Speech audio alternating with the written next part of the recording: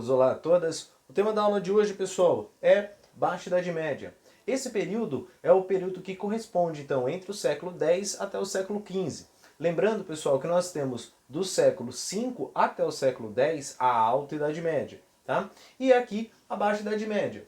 Esse período, pessoal, entre o século X e o século XV, ele é caracterizado pelo declínio, pela crise do sistema feudal, tá? É óbvio, pessoal, que isso acontece por N fatores, tá? Uma das coisas que nós podemos colocar são as mudanças que vão ocorrer dentro da Europa entre o século IX, século X, até eu chegar ali no século XI. Então você passa por mudanças radicais, tá certo? Dentro desse sistema feudal. Essas mudanças, então, pessoal, elas passam aqui, tá certo? Pela expansão das áreas produtivas. As pessoas, então, começam a desenvolver novas técnicas, novas habilidades, novas ferramentas, um mundo novo ali na questão agrícola começa a surgir, como, por exemplo, o sistema de rotação por a estação, tá certo? Que é o sistema trienal de produção. Você tem aqui a charrua, que é o arado de ferro, esse arado de ferro atrelado ao peito do animal. Então você tem aqui um aumento da área, mais as inovações tecnológicas, levando então ao aumento da produtividade. Esse aumento da produtividade acaba ocasionando dentro da Europa um aumento populacional. Tá? Então você tem um inchaço, você tem um crescimento demográfico entre os séculos 9, 10 e 11. Tá? E, obviamente, com esse inchaço demográfico, começam a surgir alguns problemas, tá certo? Dentro e fora do feudo. Aqui, pessoal, nós temos que lembrar também que no século XI, tá certo? Finalzinho do século XI, mais precisamente no ano de 1095, é declarada então as cruzadas, tá? Vai ter um resuminho sobre cruzadas aqui anexado para vocês, tá certo? Essas cruzadas, então, a grosso modo, né, simplificando aqui a nossa fala, foram movimentos militares de cunho militar. Ou se você quiser também falar movimentos militares de cunho, movimentos religiosos de cunho militar, dá na mesma. Tá? Até porque, pessoal, essa questão, são soldados e religiosos ao mesmo tempo. Essas cruzadas, então, elas tinham como principal objetivo retomar a Terra Santa. A Terra Santa que estava sob o controle dos infiéis. Espera, o que é Terra Santa? Para os monoteístas, a Terra Santa, os principais monoteístas, a Terra Santa é a cidade de Jerusalém. Tá? Então, quando a gente fala sobre isso, a gente está falando da Terra Santa, tanto para cristãos, quanto para judeus, quanto para os islâmicos. Então, esta terra, ela era controlada pelos islâmicos, tá? E por uma série de fatores ali, pessoal, os cristãos eles são impedidos de peregrinar até a Terra Santa. Então, é de vital importância retomar o controle, tá, religioso desse local. Entretanto, todavia, se a gente for observar bem, as cruzadas elas possuem outros fatores, tá certo? Por exemplo, a igreja, ela queria então ampliar o seu poder, os nobres queriam ganhar mais terras, os camponeses queriam sair da precariedade que se encontrava, a sua condição de vida se encontrava dentro dos feudos. Então você começa a observar outros motivos a não ser os motivos religiosos. Tá? Foram diversas as cruzadas e resultou aqui, pessoal, na abertura do mar Mediterrâneo.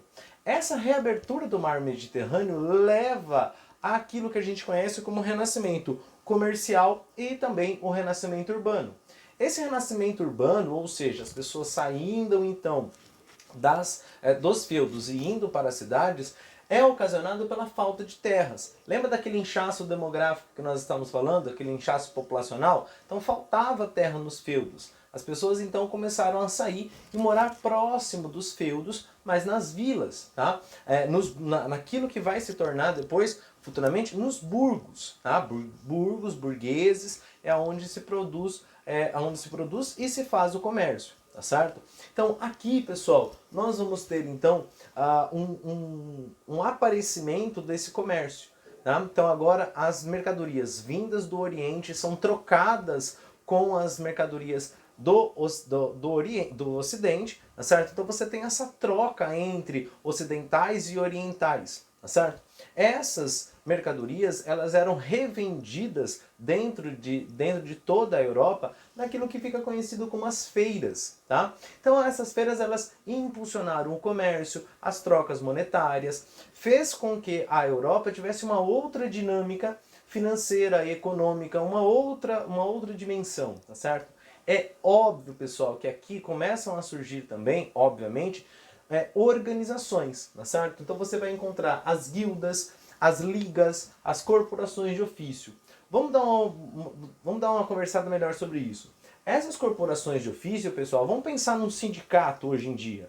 O que é o sindicato? Não é a reunião dos trabalhadores de um mesmo ramo? Então você vai encontrar lá o sindicato dos bancários, o sindicato dos professores, o sindicato dos médicos. Aqui é mais ou menos a mesma coisa. Você vai encontrar também, tá certo? Reunião de pessoas de um mesmo ramo, de um mesmo ofício. Tá? Obviamente, pessoal, que dentro dessas oficinas, dentro dessas questões, você tem uma hierarquia. Você tem então o mestre, você tem o aprendiz, tá certo? Você tem essas denominações que é justamente para melhorar aqui essa condição, tá certo? É você organizar melhor. As ligas, tá certo? São também organizações, só que são organizações de comerciantes, tá? Para que você pudesse impedir o produto estrangeiro, tá certo? E enaltecer o produto interno, tá? Você fortalecer o comércio interno em detrimento do comércio externo, tá? Então, dentro dessas várias ligas, a mais forte acontece então no norte da Europa, que é justamente a Liga Hanseática, tá certo? Então você tem esse novo florescer, vamos dizer assim. Aqui, pessoal, destacam-se as cidades italianas, Gênova e Veneza, tá? Que serão de vital importância para que a gente possa conhecer futuramente o nosso renascimento o renascimento cultural. Tá? Então vamos por partes, como já dizia Chico Picadinho, tá bom?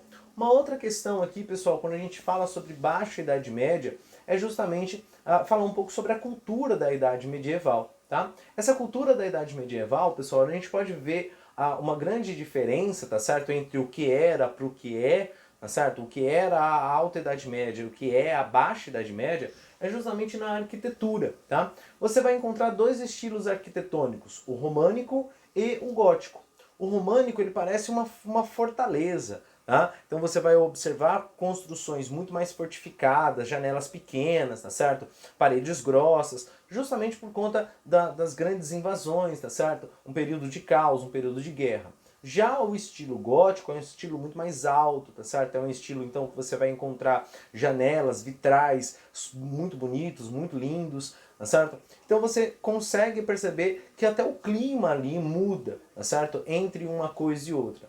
Obviamente, quando a gente fala sobre cultura medieval, nós temos que lembrar, pessoal, que o poder da Igreja Católica é muito grande. Então, logo, essa cultura, ela é teocêntrica. Essa cultura, ela é baseada toda na questão ali de Deus, tá certo? Até mesmo o campo filosófico, tá certo? Ele é enraizado nessa questão sobre então a questão de Deus estar no comando, tá certo?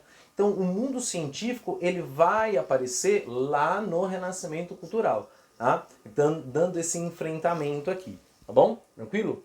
Uma outra questão, pessoal, que nós temos que falar, nós temos que conversar sobre Baixa Idade Média é a crise desse sistema feudal que acontece ali no século XIV e século XV, tá? Nós temos aqui três grandes pontos, tá certo? Nós temos então a peste negra, tá? É a peste bubônica. Essa peste negra, pessoal, essa peste bubônica, ela veio então do Oriente para o Ocidente, tá?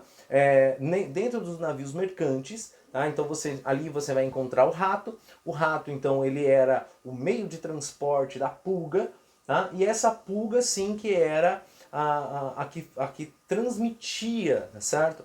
A doença da peste bubônica.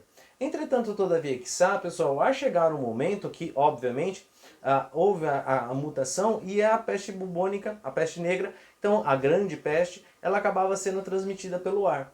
Tá? Então isso assolou a Europa, tá?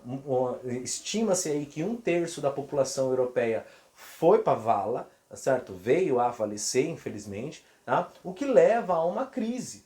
Óbvio, tá certo? Se as pessoas aqui estão aqui, tá certo? Estão morrendo, logo, quem é que vai produzir? Quem é que vai plantar?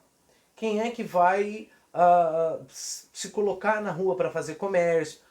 É mais ou menos a situação que nós estamos vivendo com o Covid-19, tá certo? Com o coronavírus. Então, algumas pessoas elas têm que sair para manter a questão essencial, outras pessoas não. Tá? Então havia um medo, um pânico generalizado, tá certo? Obviamente, né, 1/3 da população vindo a falecer é muita coisa. Tá? O que vai dar um equilíbrio nas contas pensando friamente. Tá? Mas esse não é o pensamento correto, vamos dizer assim, né? Não é só pensar em números, nós temos que pensar nas vidas, tá? Então, obviamente, pessoal, que a peste aqui, ela ocasiona essa fome, essa miséria do povo. E, obviamente, um povo miserável, um povo com fome, acaba sendo um povo revoltado. Tá? Revoltado, obviamente, com aqueles que têm, com aqueles que possuem. Ou seja, haverá uma série de revoltas aqui contra o nobre, contra o clero. Tá? A mais conhecida, né, ou as mais conhecidas, acontecem na França, que são as Jacqueries. Tá? Um outro movimento muito interessante, pessoal, é a Guerra dos 100 Anos, tá certo?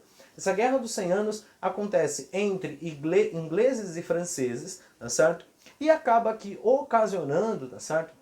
Uma centralização do poder. Coisa que você não tinha dentro da Alta Idade Média, tá certo? Dentro do mundo feudal. O rei, ele existia, mas ele não era uma figura politicamente importante. Até porque, tá certo? O poder estava fragmentado, o poder estava descentralizado nas mãos dos senhores feudais. É a partir da Guerra dos 100 Anos que você vai começar a observar a formação das monarquias nacionais, essa centralização do poder nas mãos do rei. E esse rei, então, comandando a sociedade, criando, então, laços, criando, então, alianças, tá? Se fortalecendo ainda mais e ainda mais e ainda mais. Tá? Nós veremos aqui o renascimento cultural em uma outra videoaula, tá certo? E, obviamente, pessoal, no ano de 1453, você tem então a queda do Império Bizantino, também conhecido como a queda do Império Romano Oriental, tá certo? Que leva então a desestruturar todo o aparato ali da Idade Média, tá certo? E levando então ao fim desse período, tá? Tranquilo? Então, espero que você tenha aí curtido, espero que você tenha aprendido um pouco mais sobre esse período, tá? E qualquer dúvida, qualquer questão, deixe aqui nos comentários que eu tento responder o mais rápido possível. Tá bom? Até mais!